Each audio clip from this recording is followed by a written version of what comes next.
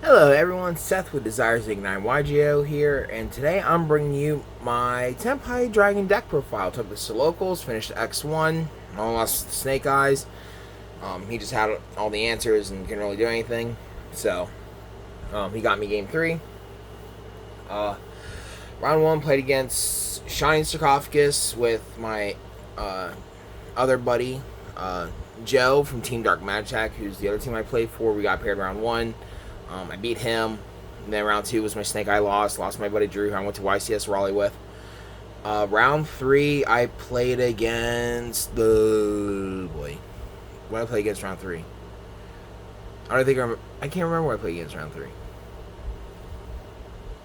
Round 4 was Raid Raptors. Round 3 was...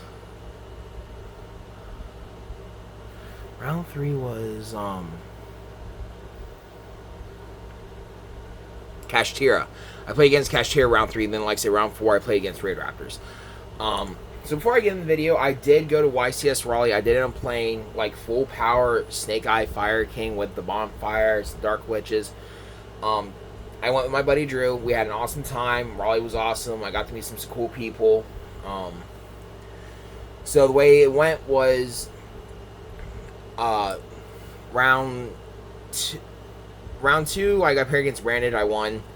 And then round 3 and 4, I also got paired against Brandon both of those rounds. And I got gimmick locked both rounds and lost because of gimmick lock.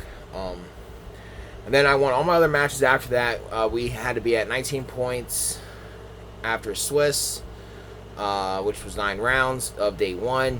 And unfortunately, round 8, once again, your boy got paired against Brandon and got gimmick locked and pretty much got diced right there. So, Drew also lost round 8, so we both ended up dropping day 1. But it was an awesome experience. Had a lot of fun hanging out with people I haven't seen in a while and stuff. So it was really, really cool to get to go to Raleigh.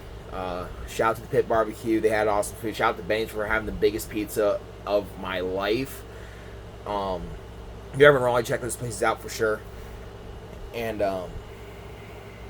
so also big shout out as far as that goes to a very, very good friend of mine. His name is Lyle. He's been on the deck for a minute. He kind of helped me make some tweaks and stuff.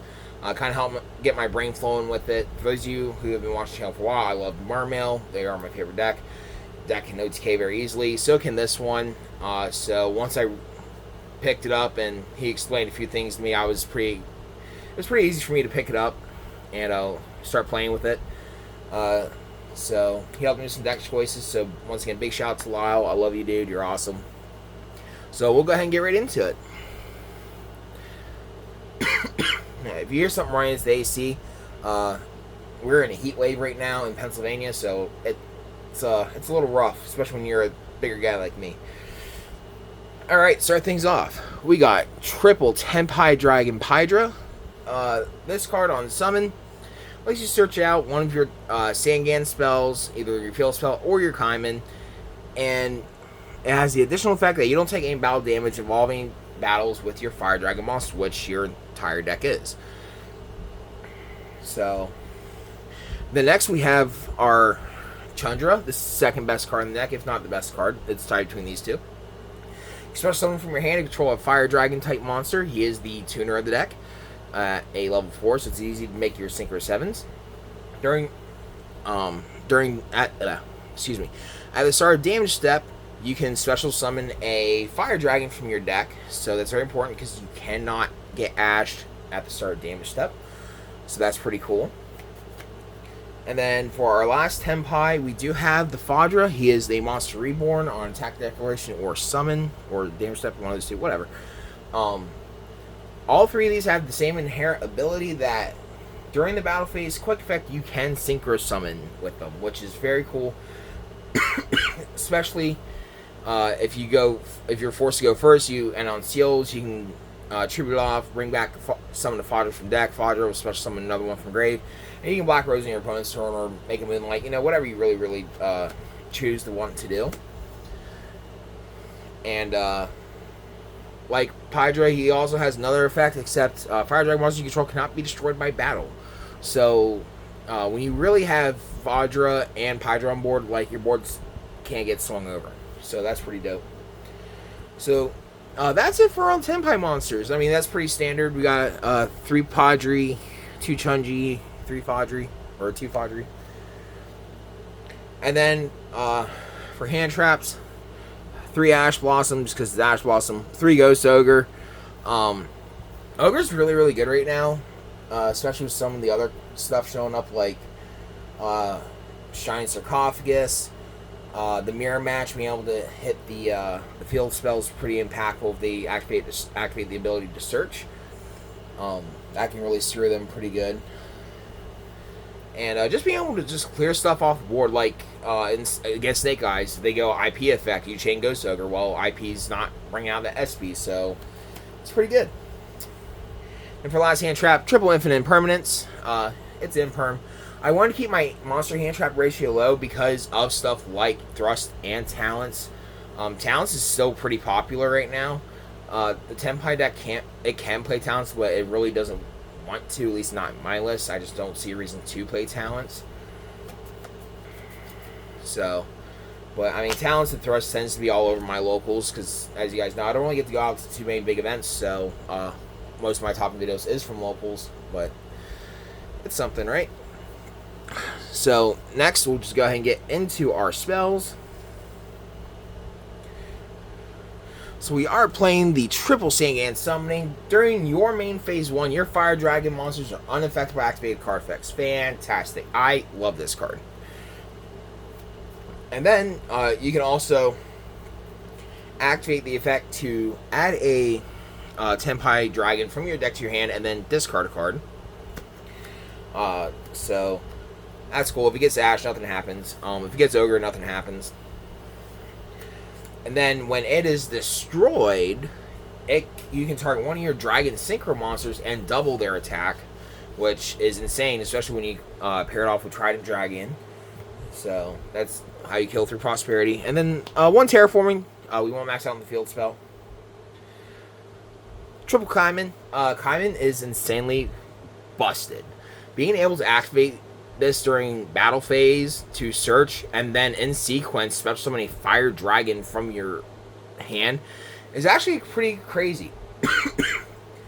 So, but if you activate outside of battle phase, you only get 1 to 2 effects. If you activate outside of battle phase, you're probably searching. So, but yeah, so Kaiman is just, it's just such an MVP card. Like, the card's insane. I cannot believe half the deck is, well, over half the engine's common. That's just crazy to me. And the next, the freest card in this deck, Pot of Prosperity.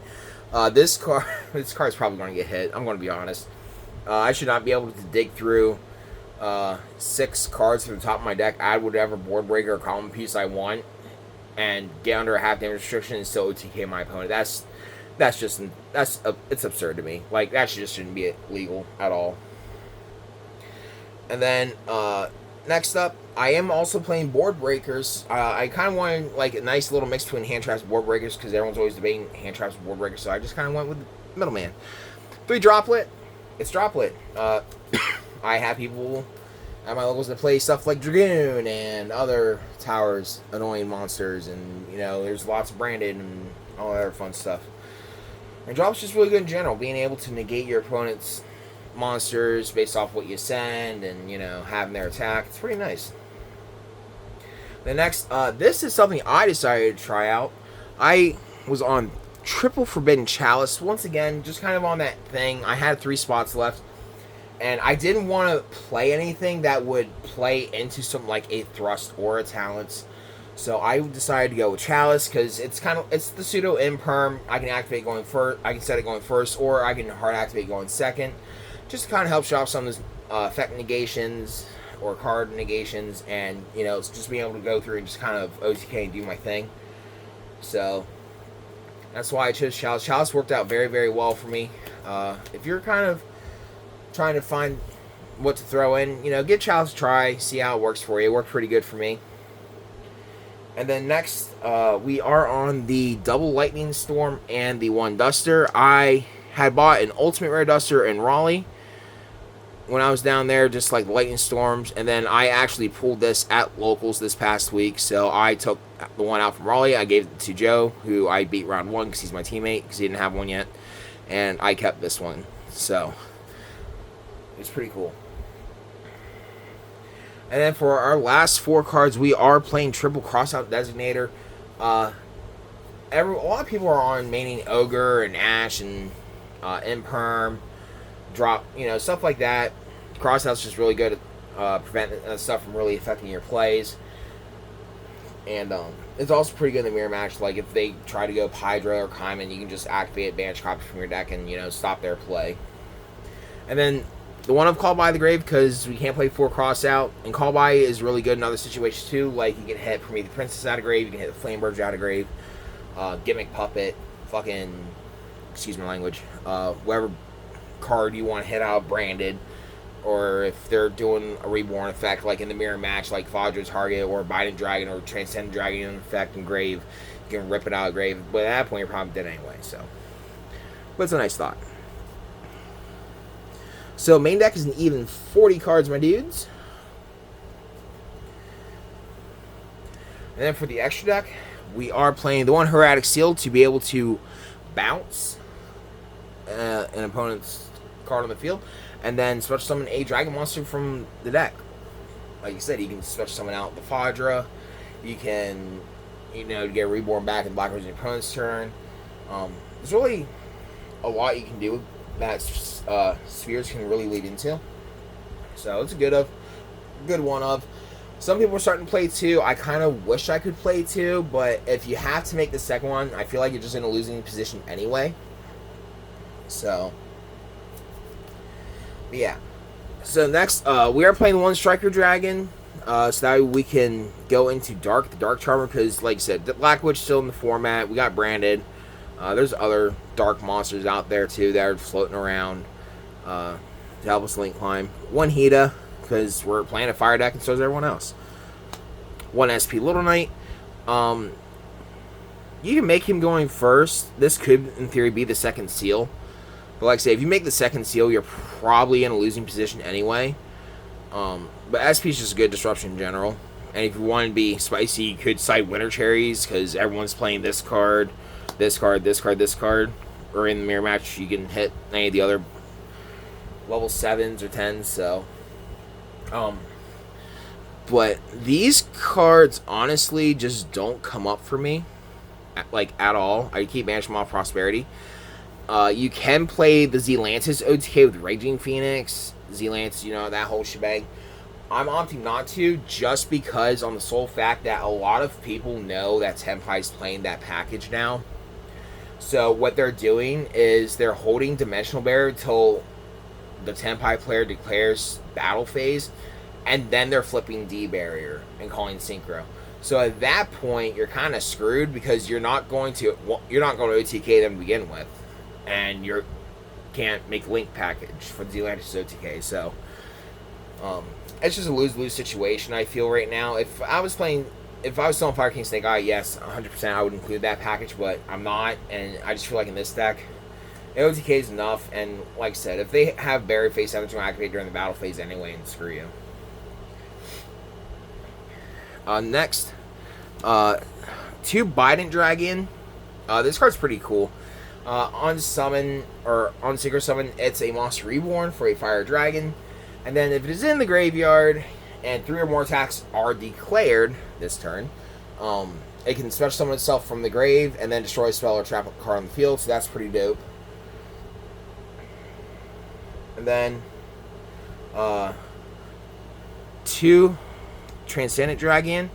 The reason I'm playing 2 is because, like I said earlier, there are cash here at my locals. So I would prefer just to play 2 of this. Just 1, because Trident Dragon's not cheap. And the only time you really need to OTK is through Prosperity. And Transcendent Dragon prevents your opponent from activating cards at all, period, during the battle phase. And it has a similar effect too with Bind Dragon, where if 3 or more attacks declare that turn, express some stuff from the graveyard, and then it just destroys 1 card. So that's pretty good. And then One Black Rose. I did Black Rose Joe. So, it did come up for me. Black Rose did come up for sure. One Black Rose Moonlight. I think I made this like once, maybe. I don't know. I normally manage off Prosperity. I might have made it once. So, I mean, it can bounce a card. It's cute. One Meteor Burst Dragon. I call this the baby version of Transcendent. Your opponent just can't activate monster effects during the battle phase. So, I mean, it's a good way to like prevent hand traps during the battle phase. Like, you can make this before you go into battle to activate Kaiman. So, that's kind of cool. One Curie Belt. This card's kind of fun. Being able to destroy a card on field when it's summoned. You can easily do 5k damage if you pop your Sangan summoning with it. So, it's pretty sweet. And then, a big boy, one Trident Dragon. I did not ask a friend, I asked eBay. So, my friends suck. They didn't have a Trident Dragon. Had to go to eBay. Yeah. Anyways, card's cracked. Being able to just swing 3 times for 6,000 damage each time. Like, this card alone can do 18,000 damage, which is enough to kill under Prosperity. So, the deck's insane with the amount of damage you put up. I think the max I've done testing was like 34,000 some damage, which, again, if Prosperity is active, it's still overkill. So that's it for the extra deck. Next, I'll go over my side deck. There is a change I do plan on making, but I'm not going to leak in the video because I am playing in a box tournament at the end of the month. So, yeah. So 3 Nibbies. It's Nib. It's another going second card. 3 Shifter. This I hate this card. I hate when it gets played against me. I hate playing the card because if I don't see it past turn 0, it's just dead. So, but when you do see it against certain decks, it is a total blowout, like against Snake Eyes, Branded, stuff like that. And then this card was one that Lyle had recommended me. Triple Phantasme. Especially against Snake Eye matchup where they do Link Summon a lot. It can be a negate. It's also a level 6 dragon, so you can make your big guys. And everyone knows they can net you some cards and unbrick your hand and stuff. It was okay. The effect to special summon didn't come up. Although game 2 of the my Snake Eyes matchup, Drew set a Ghost Mourner that I didn't know was a Ghost Mourner, and I had Pydra and Chandra on the field, and Mourner had 1800 defense.